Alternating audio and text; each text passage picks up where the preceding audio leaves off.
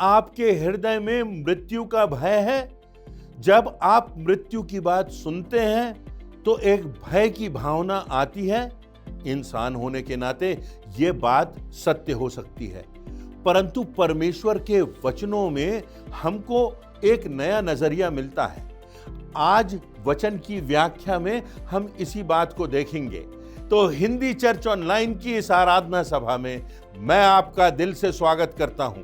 आपको धन्यवाद देता हूं कि आप समय निकाल करके, प्रयास करके इस आराधना सभा से जुड़े हैं, और इस बात की निश्चितता मैं आपसे कहता हूं कि परमेश्वर आपको आशीषित करेगा, मृत्यु के प्रति एक नया नजरिया देगा और हृदय में शांति और दृढ़ता देगा। आइए हम परमेश्वर की आराधना करें, उसकी आराधना करने के लिए आगे बढ़ें, उसके गीतों को गाएं, उसकी महिमा करें, प्रार्थना के द्वारा उससे बातचीत करें, उसके प्रेम को स्मरण करें और परमेश्वर के चरणों में कुछ समय हम बिता सकें। आइए आराधना में हम आगे बढ़ते हैं। आपको प्रभु यीशु के मधुर नाम में जय मसीह की। हिंदी चर्च ऑनलाइन आराधना में मैं आप सभी का स्वागत करती हूँ। आराधना में जाने से पूर्व परमेश्वर की आशीष एवं उसकी उपस्थिति के लिए प्रार्थना करेंगे। आइए हम प्रार्थना करें। धन्यवाद धन्यवाद धन्यवाद देते हैं पिता परमेश्वर, आज के दिन के लिए तूने हम सबको जीवितों में रखा। तेरा लाख लाख धन्यवाद देते हैं। धन्यवाद देते हैं इस हिंदी चर्च ऑनलाइन के लिए, जिसके माध्यम से बहुत से लोगों के पास तेरा वचन पहुंच सकता है। तेरा धन्यवाद देते हैं। प्रार्थना करते हैं विशेष करके अपने वक्ता के लिए, जो भी वचन वो आज लेकर आते हैं वो ग्रहण योग्य हो। प्रार्थना करते हैं तमाम बीमारों के लिए मेरे पिता परमेश्वर, जितने भी बीमार हैं हर एक पर तेरी चंगाई भरा हाथ बना रहे। इस आराधना पर तेरी आशीष और तेरी सुरक्षा बनी रहे। प्रभु यीशु के नाम में मांगते हैं, आमीन। हे जाति जाति के सब लोगों, यहोवा की स्तुति करो। हे राज्य राज्य के सब लोगों, उसकी प्रशंसा करो, क्योंकि उसकी करुणा हमारे ऊपर प्रबल हुई है और यहोवा की सच्चाई सदा की है। या की स्तुति करो। हमारा परमेश्वर महिमा और स्तुति के योग्य है। बड़े उत्साह के साथ परमेश्वर के आदर में और महिमा में हम कुछ कोरस गाएंगे।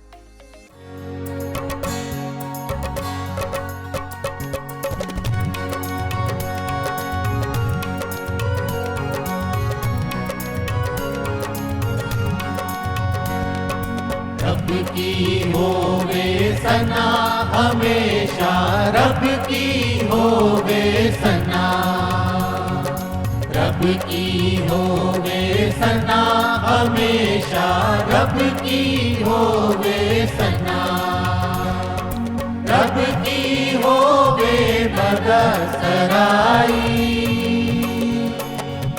रब की होवे बदसराई,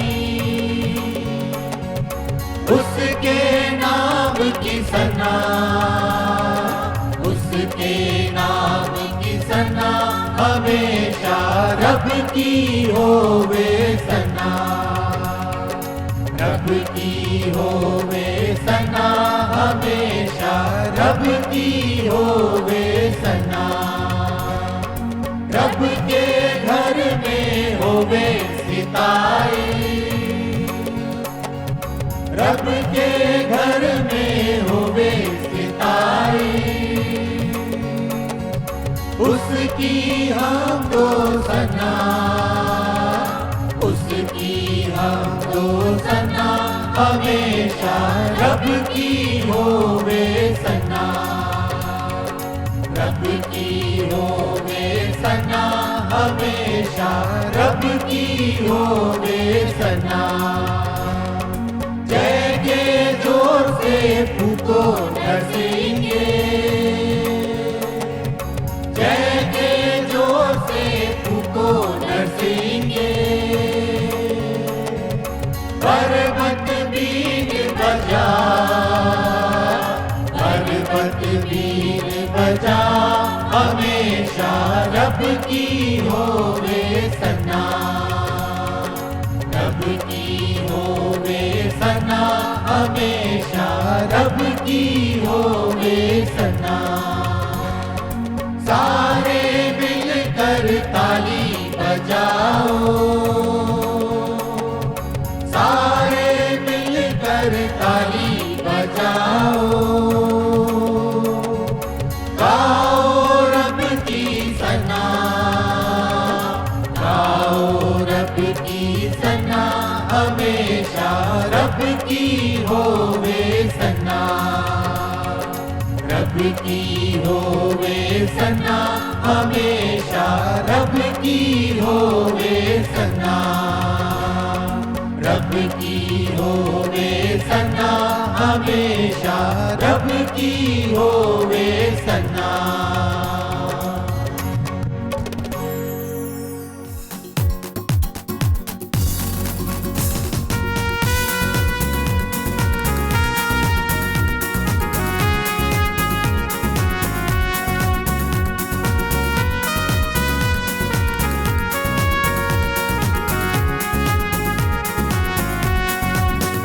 तेरा प्यार है महान, तेरा प्यार है महान, मैं जो पहले मुर्दा था तूने डाली मुझ में जान। तेरा प्यार है महान, तेरा प्यार है महान, मैं जो पहले मुर्दा था तूने डाली मुझ में जान। क्यों ना बोलूं फिर मैं तेरी जय जयकार, क्यों ना बोलूं फिर मैं तेरी जय जयकार, जय जयकार, जय जयकार। तूने मेरे लिए क्या कुछ न किया, जय जयकार, जय जयकार। तूने मेरे लिए क्या कुछ न किया। मेरी सूरत बिगड़ी थी, मेरा दिल था खाली, तूने सींचा था उसे ताकि आए हरियाली। मेरी सूरत बिगड़ी थी, मेरा दिल था खाली, तूने सींचा था उसे ताकि आए हरियाली। क्यों ना बोलूं फिर मैं तेरी जय जयकार, क्यों ना बोलूं फिर मैं तेरी जय जयकार, जय जयकार, जय जयकार। तूने मेरे लिए क्या कुछ न किया, जय जयकार, जय जयकार। तूने मेरे लिए क्या कुछ न किया। आई जीवन में खुशी, आई अपनी जिंदगी, तू है जिंदा शाफिया, तूने ये है किया। आई जीवन में खुशी, आई अपनी जिंदगी, तू है जिंदा शाफिया, तूने ये है किया। क्यों ना बोलूं फिर मैं तेरी जय जयकार, क्यों ना बोलूं फिर मैं तेरी जय जयकार, जय जयकार, जय जयकार। तूने मेरे लिए क्या कुछ न किया, जय जयकार, जय जयकार। तूने मेरे लिए क्या कुछ न किया।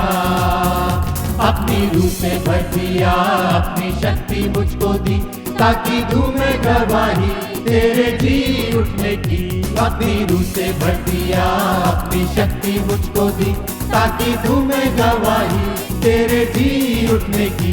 क्यों ना बोलूं फिर मैं तेरी जय जयकार, क्यों ना बोलूं फिर मैं तेरी जय जयकार, जय जयकार, जय जयकार। तूने मेरे लिए क्या कुछ न किया, जय जयकार, जय जयकार। तूने मेरे लिए क्या कुछ न किया। आज जिस विषय की व्याख्या की जाएगी उससे हम सब परिचित हैं, उसके अनुभव से कहीं ना कहीं हम सब गुजरे हैं। पिछले दिनों और पिछले वर्षों में उसकी अनुभूति हमारे हृदयों में कहीं अधिक हुई है। परंतु एक बात और उस तथ्य और सत्य से जुड़ी हुई है, वो ये कि कभी ना कभी हमको उस सत्य से होकर गुजरना है, और वो सत्य है मृत्यु का सत्य। जब हम किसी की मृत्यु के समय से, उस छाया से गुजरते हैं, तो हम उस बात की भी कल्पना करते हैं कि एक दिन वो समय हमारी जिंदगी में आएगा। जब हम किसी अंतिम संस्कार में शामिल होते हैं तो सोचते हैं कि एक दिन हम भी इसी अध्याय से होकर गुजरेंगे।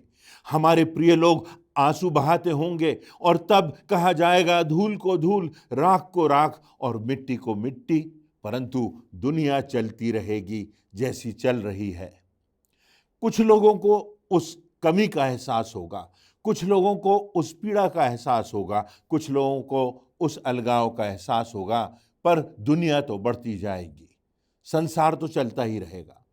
फिर एक समय ऐसा भी आएगा जब किसी को हमारा स्मरण भी ना रहेगा, क्योंकि हमारा जो जीवन है वो अस्थाई है।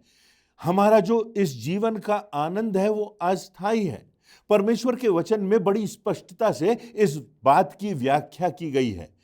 पहले थिस्सलुनीकियों के पत्र के 4 अध्याय की 13वीं आयत में लिखा है कि हे भाइयों, हम नहीं चाहते कि तुम उनके विषय में जो सोते हैं, अर्थात जिनकी मृत्यु हो गई है, अज्ञान रहो। ऐसा ना हो कि तुम औरों की नाई शोक करो जिन्हें आशा नहीं है।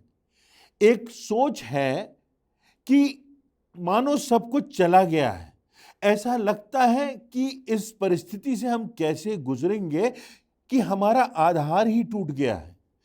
परंतु दूसरी तरफ जब हम आने वाली पीढ़ी को देखते हैं, बच्चों को देखते हैं, भविष्य को देखते हैं, तो लगता है कि हमें जिंदगी में आगे बढ़ना है, जिंदगी की अगली सीढ़ी चढ़ना है। चाहे वो मजबूरी हो, परंतु वो जरूरी होता है जिंदगी के उस अध्याय से गुजरना। जीवन के अनंत का नजरिया स्पष्ट हो तो आशा से परिपूर्ण होकर जीवन जिया जा सकता है।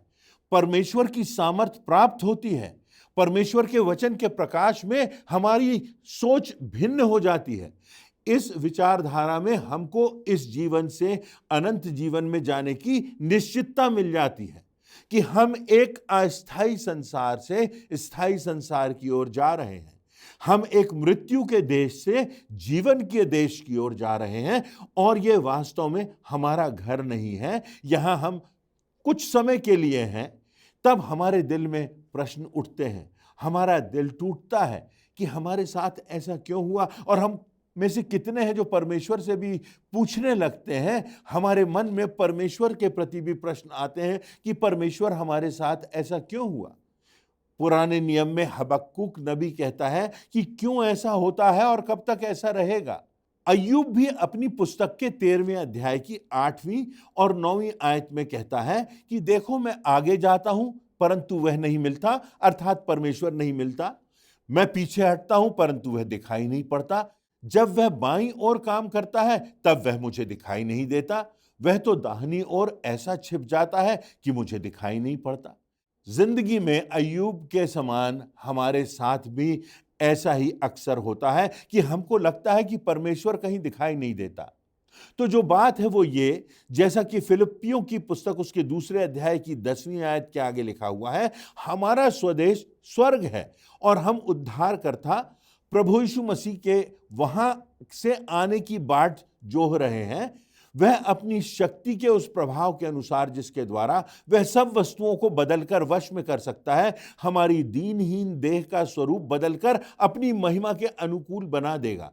पहला कुरिन्थियों उसके 15वें अध्याय की 19वीं आयत में लिखा है, यदि हम केवल इसी जीवन में प्रभु से, मसीह से आशा रखते हैं तो हम सब मनुष्यों में सबसे अधिक अभागे हैं। तो इसी संदर्भ में, इसी स्थायित्व के संदर्भ में मृत्यु के परिप्रेक्ष्य में जीवन से जुड़े हुए 4 सत्य हैं जिनकी ओर हमें देखना है। पहली बात, हमारा स्थायी निवास। कितनी बार हम सोचते हैं हमारा घर, हमारा इस संसार में एक स्थायी निवास हो गया है। सब उस घर को बनाते हैं, सजाते हैं, उसमें पेंटिंग्स लगाते हैं, उसमें रंग भरते हैं, जो कि अच्छी बातें हैं। पर हम पाते हैं कि कुछ समय में रंग उड़ जाता है, चित्र धूमिल हो जाता है।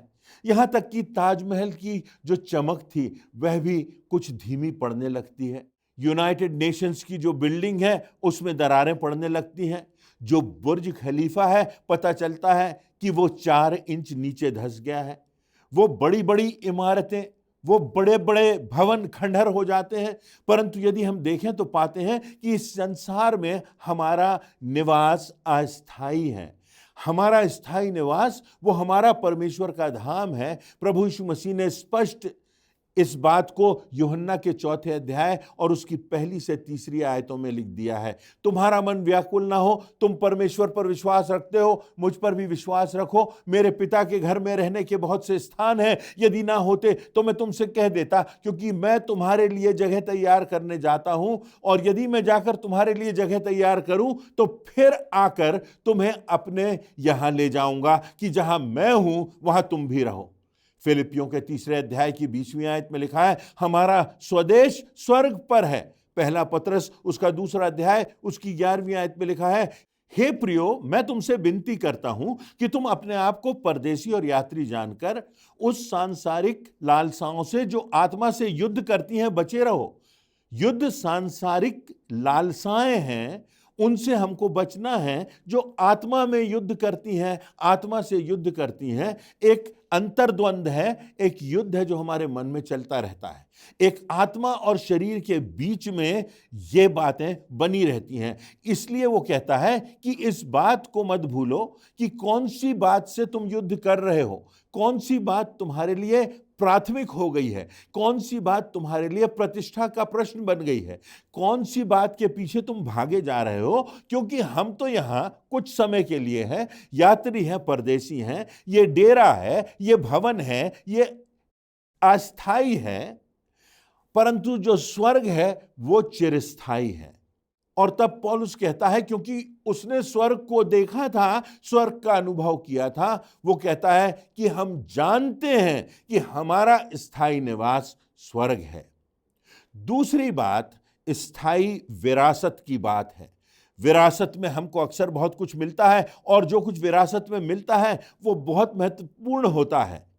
और यहां जो विरासत में मिलने की बात है वो चिरस्थायी भवन है, जो प्रभु यीशु मसीह कहते हैं, जिसको तैयार करने के लिए मैं जाता हूं। प्रभु यीशु मसीह जब इस संसार में आए और उन्होंने क्लेशों को सहा, और वो कहते हैं कि इस संसार में तो तुम्हें क्लेशों से गुजरना होगा, पर ढाढ़स रखो क्योंकि मैंने इस संसार को जीत लिया है। रोमियो की पुस्तक उसके 8वें अध्याय की 22वीं और 23वीं आयतों में लिखा है, क्योंकि हम जानते हैं कि सारी सृष्टि अब तक मिलकर कराहती और पीड़ाओं में पड़ी तड़पती है। और केवल यही नहीं, हम भी जिनके पास आत्मा का पहला फल है, आप ही में कराहते हैं और लेपालक होने की, अर्थात अपनी देह के छुटकारे की बाट जोहते हैं। जहां भी निश्चितता की बात आई है वहां लिखा हुआ है, हम जानते हैं। मात्र हम मानते नहीं हैं, हम जानते हैं।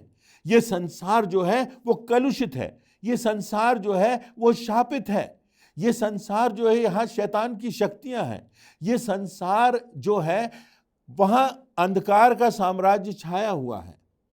और लिखा हुआ है, तुम यहां ज्योति के समान हो। जो कुछ इस संसार में अंधकार है उसमें प्रभु यीशु मसीह की ज्योति तुम में बनी रहे।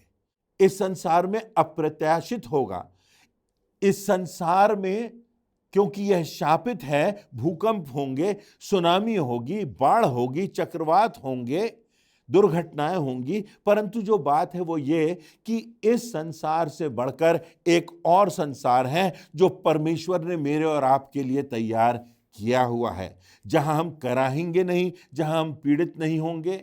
और वैसे ही ये हमारी जो देह है, ये कमजोर देह है, इसमें पीड़ा आती है, इसमें दर्द होता है, इसमें निर्बलता आती है, इसमें रोग आते हैं, परंतु उस संसार की जिसकी हम बाट जोहते हैं, जैसे कि प्रकाशित वाक्य 21वें अध्याय की 3 और 4 आयतों में लिखा हुआ है, फिर मैंने सिंहासन में से किसी को ऊंचे शब्द से यह कहते सुना कि देख, परमेश्वर का डेरा मनुष्यों में है और उनके साथ वह डेरा करेगा और वे उसके लोग होंगे, और परमेश्वर आप उनके साथ रहेगा और उनका परमेश्वर होगा, और वह उनकी आंखों से सब आंसू पोंछ डालेगा। और इसके बाद मृत्यु ना रहेगी, ना शोक, ना विलाप, ना पीड़ा रहेगी, पहली बातें जाती रहेंगी।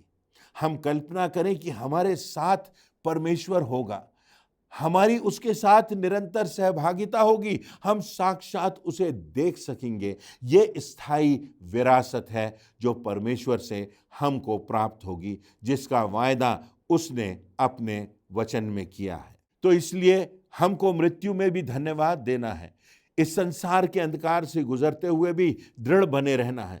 इस बात पर भी ध्यान रखना है कि यह हमारा अस्थायी निवास है। तीसरी बात, प्रभु यीशु मसीह की स्थायी सामर्थ्य का प्रभाव। फिलिपियों की पुस्तक उसके 3 अध्याय की 21वीं आयत में लिखा है, यह अपनी शक्ति के अनुसार, उस प्रभाव के अनुसार जिसके द्वारा वह सब वस्तुओं को अपने वश में कर सकता है, हमारी दीनहीन देह का स्वरूप बदलकर अपनी महिमा के अनुकूल बना देगा। प्रकाशित वाक्य के 21वें अध्याय की 5वीं आयत में लिखा है, और जो सिंहासन पर बैठा था उसने कहा, देख मैं सब कुछ नया कर देता हूं। फिर उसने कहा कि लिख ले, क्योंकि ये वचन विश्वास के योग्य और सत्य हैं। इन वचनों को तू लिख ले, और आज भी ये हमारे पास लिखित रूप में पाए जाते हैं। आज भी ये वचन विश्वास योग्यता से भरे हुए हैं। आज भी ये वचन अटल सत्य हैं। आज भी ये वचन हमें आशा देते हैं। आज भी ये वचन हमारी जिंदगी को और हमारी आत्मा को एक आधार प्रदान करते हैं। तू लिख ले। 1 कुरिन्थियों उसका 2 अध्याय उसकी 9वीं आयत में लिखा है, परंतु जैसा लिखा है कि जो आंख ने नहीं देखा और जो कानों ने नहीं सुना, जो बातें मनुष्य के चित्त में नहीं चढ़ी, वो परमेश्वर ने अपने प्रेम करने वालों के लिए तैयार की है। आप कभी न कभी बहुत सुंदर स्थान पर गए होंगे, पर दुनिया में कहीं भी आप चले जाएं, जो बातें हमारी बुद्धि से परे हैं, हमारी समझ से परे हैं, स्वर्ग उससे कहीं ज्यादा खूबसूरत है। उसको यदि लिखना चाहे तो उसका वर्णन करना प्रारंभ भी नहीं कर सकते। कोई चित्रकार उसको अपने चित्रों में समाहित नहीं कर सकता। कोई कवि उसको अपनी कल्पना में, कविता में ढाल नहीं सकता। कोई लेखक उसे परिभाषित नहीं कर सकता। कोई व्यक्ति उसे शब्दों में बांध नहीं सकता। कोई वक्ता अपने वचनों की सीमाओं में उसे सीमित नहीं कर सकता। वो प्रभु यीशु मसीह की सामर्थ है, क्योंकि हम उसके साथ एक हो गए हैं, और अब कोई बात, यहां तक कि मृत्यु भी हमको उससे अलग नहीं करेगी। हमारे जीवन में जो सबसे बड़ा आश्चर्य कर्म होगा वो तब होगा जिस पल हमारी मृत्यु होगी। उसी पल, पलक झपकते ही क्षण भर में हम प्रभु के आगोश में होंगे और परमेश्वर के धाम में होंगे। चौथी और अंतिम बात अनंत से संबंधित स्थायी प्रमाणों की है। ये बातें जो लिखी हैं ये कल्पना की हुई नहीं है। ये बातें किसी ने ऐसे ही नहीं लिख दी। ये बातें किसी को स्वप्न में नहीं दिखी। ये बातें किसी परिकथा के समान नहीं हैं। ये बातें सच्ची हैं। ये परमेश्वर का वचन है। इसका एक एक शब्द, इसका एक एक कॉमा, इसका एक एक पूर्ण विराम, प्रारंभ से लेकर, उत्पत्ति के पहले शब्द से लेकर प्रकाशित वाक्य के अंतिम पूर्ण विराम तक अटल सत्य है। इस बात की निश्चितता हमें होना चाहिए, और इसके इतने प्रमाण जिनको कि हम गिन भी नहीं सकते आज हमारे पास मौजूद हैं। वैज्ञानिकों के पास जाएं तो मौजूद हैं, शास्त्रियों के पास जाएं तो मौजूद हैं, इतिहास में जाएं तो मौजूद हैं, विज्ञान में जाएं तो मौजूद हैं, चिकित्सा शास्त्र में जाएं तो मौजूद हैं, बायोलॉजी में जाएं तो मौजूद हैं, केमिस्ट्री में जाएं तो मौजूद हैं, फिजिक्स में जाएं तो वहां पर भी हैं, सौर मंडल का अध्ययन करें तो वहां भी दिखाई देते हैं। प्रेरितों के काम उसका 1 अध्याय और उसकी 3 आयत में लिखा है, और उसने दुख उठाने के बाद बहुत से पक्के प्रमाणों से अपने आप को उन्हें जीवित दिखाया, और 40 दिनों तक वह उन्हें दिखता रहा और परमेश्वर के राज्य की बातें करता रहा। प्रभु यीशु मसीह की मृत्यु और उसके पुनरुत्थान के प्रमाण भी आज मौजूद हैं। रोमियो की पुस्तक उसके 8वें अध्याय की 11वीं आयत में लिखा हुआ है, और यदि उसी का आत्मा जिसने यीशु को मरे हुओं में से जिलाया तुम में बसा हुआ है, तो जिसने मसीह को मरे हुओं में से जिलाया वह तुम्हारी मरणहार देहों को भी अपनी आत्मा के द्वारा जो तुम में बसा है जिलाएगा। यदि वो तुम में बसा हुआ है, उसका आत्मा तुम में समाया हुआ है, उसका आत्मा जो हमें बयाने में प्राप्त हुआ है, तो हमें वही आत्मा जिलाएगा। प्रश्न आज ये है कि क्या वो आत्मा हमारी जिंदगी में बसा हुआ है? क्या वो पवित्र आत्मा हमारी जिंदगी में सामर्थ्य दे रहा है? और एक बड़ा साधारण सा प्रमाण जो हमको कुरिन्थियों में मिलता है, यूहन्ना में भी मिलता है। यहां लिखा है, मैं तुमसे सच सच कहता हूं कि जब तक गेहूं का दाना भूमि में पड़कर मर नहीं जाता वह अकेला रहता है, पर जब मर जाता है तो बहुतायत से फल लगते हैं। पुनरुत्थान के संदर्भ में, मृत्यु के संदर्भ में लिखा हुआ है, एक बीज है, वो गाड़ा जाता है, वो अंकुरित होता है, वो वृक्ष का रूप ले लेता है। ये परमेश्वर का जीवित प्रमाण है। उस मिट्टी से, उस बीज की एक बढ़त से, एक अंकुरण से फिर उसमें तना आता है, डालियां आती हैं, खूबसूरत फूल लगते हैं, फल लगते हैं, छाया होती है और वो आशीष का कारण बन जाता है। वो एक दाना जो मर गया था अंकुरित होके, जो मिट्टी में दफनाया गया था, वो दाना जब मृतक समान हो जाता है तब फिर अंकुरित होता है, बढ़ता है। और इसीलिए परमेश्वर के वचन में लिखा हुआ है, हे निर्बुद्धि, क्या ये बात भी तुझे नहीं सूझती? और इसीलिए दूसरा कुरिन्थियों उसके 5वें अध्याय की 8वीं आयत में लिखा हुआ है, इसलिए हम ढाढ़स बांधे रहते हैं और देह से अलग होकर प्रभु के साथ रहना और भी उत्तम समझते हैं। इस अस्थाई संसार से गुजरते हुए दासत्व के बंधन में बंधे रहना, उससे बढ़कर कहीं अधिक बात है कि हम प्रभु के साथ हैं। उस बंधन से हम मुक्त हो गए हैं, उस अनंत धाम में हम पहुंच गए हैं। और इसीलिए मृत्यु जीवन के दिन से भी अधिक बहुमूल्य है, अधिक प्रमुख है। वो सारी बातें जो वचन में लिखी हुई हैं वो हमें निश्चित आशा देती हैं कि हम इस जिंदगी में उस आशा को ना खोएं जो आने वाले जीवन में हमको मिलेगी। अनंत आशा, अनंत जीवन परमेश्वर की ओर से इस बात के प्रमाण हैं। ये अटल सत्य है।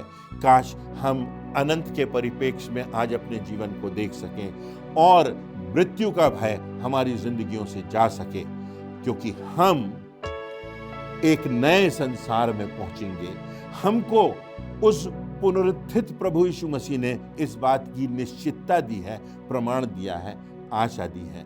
परमेश्वर हम सबों को सुबुद्धि दे कि हम अनंत के परिप्रेक्ष्य में मृत्यु को देख सकें और एक आशा की स्थिति में, एक धन्यवाद की स्थिति में, एक उजाले की स्थिति में उसे स्वीकार कर सकें। इन वचनों से परमेश्वर आप सबों को आशीष दे। आज के आशीषित एवं प्रेरणादायक वचन के लिए हम परमेश्वर पिता एवं प्रभु के सेवक को धन्यवाद देते हैं। परमेश्वर का अनुग्रह उनके ऊपर बना रहे और आज का यह वचन हमारे पाँव के लिए दीपक और मार्ग के लिए उजाला ठहरे।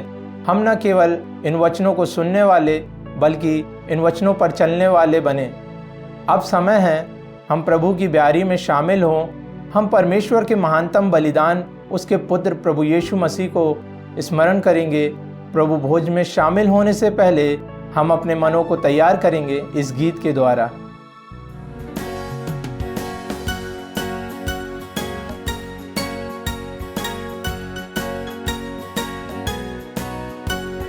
मेरे पाप क्या धोएगा प्रभु यीशु ख्रीस्त का लहू, मुझे शुद्ध क्या करेगा प्रभु यीशु ख्रीस्त का लहू। ओ कैसा सोता है, ओ उसके रक्त की जय, ना दूसरा है उपाय प्रभु यीशु ख्रीस्त का लहू। क्या दे सकता निर्मलता प्रभु यीशु ख्रीस्त का लहू। कारण क्या है क्षमा का प्रभु यीशु ख्रीस्त का लहू। ओ कैसा सोता है, ओ उसके रक्त की जय, ना दूसरा है उपाय प्रभु यीशु ख्रीस्त का लहू। यही मेरी पूरी आस प्रभु यीशु ख्रीस्त का लहू। यही धर्म है मेरे पास प्रभु यीशु ख्रीस्त का लहू। ओ कैसा सोता है, ओ उसके रक्त की जय, ना दूसरा है उपाय लहू।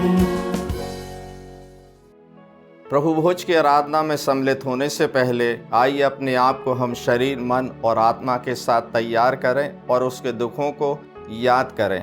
यीशु ने जिस रात वह पकड़वाया गया रोटी ली और धन्यवाद करके तोड़ी और अपने शिष्यों को देकर कहा, लो खाओ, यह मेरी देह है जो तुम्हारे लिए तोड़ी जाती है, मेरे स्मरण के लिए यही किया करो।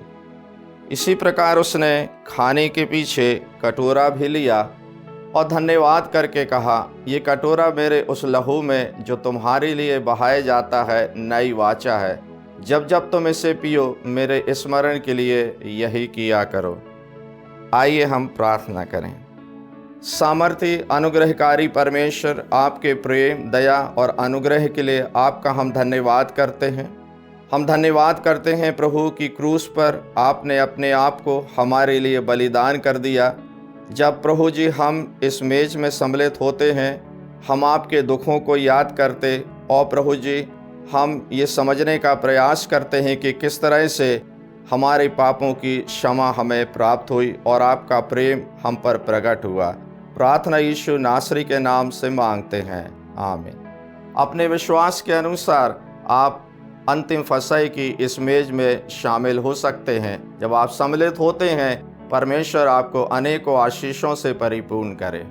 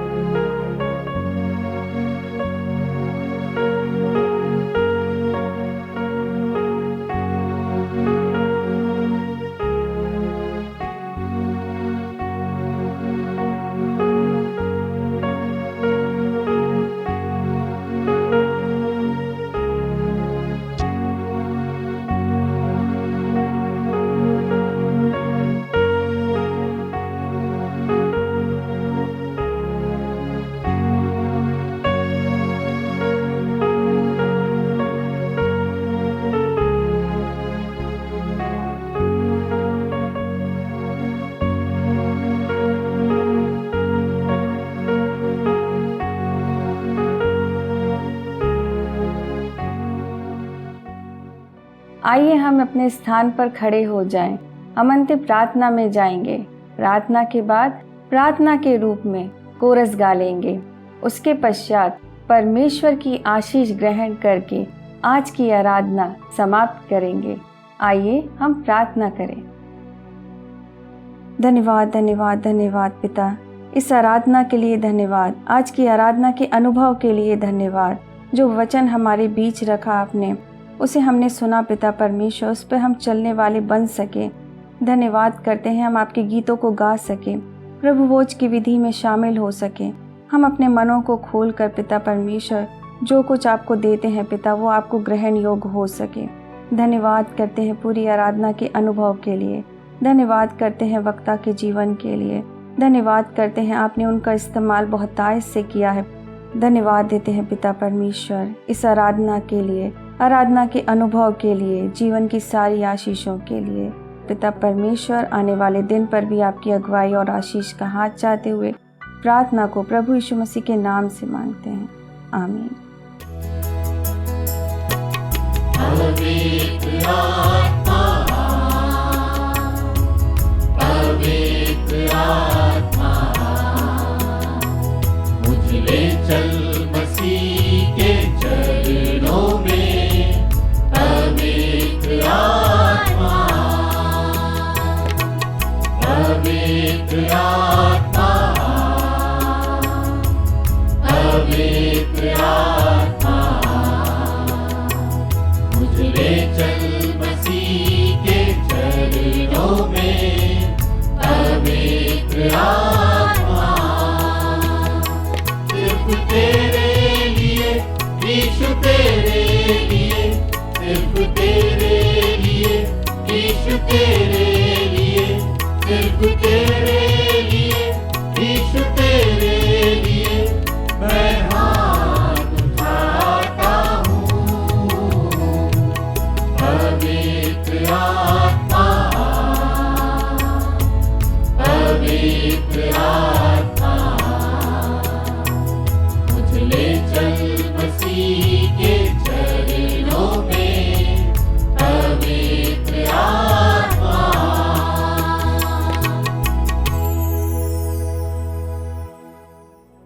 हम परमेश्वर की आशीष ग्रहण करेंगे। अब हमारे पिता परमेश्वर का प्रेम, प्रभु ख्रीष्ट का अनुग्रह और पवित्र आत्मा की शांति और सहभागिता हमारे साथ और प्रत्येक विश्वासी के साथ अब से लेकर अंत तक होती रहे। आमीन।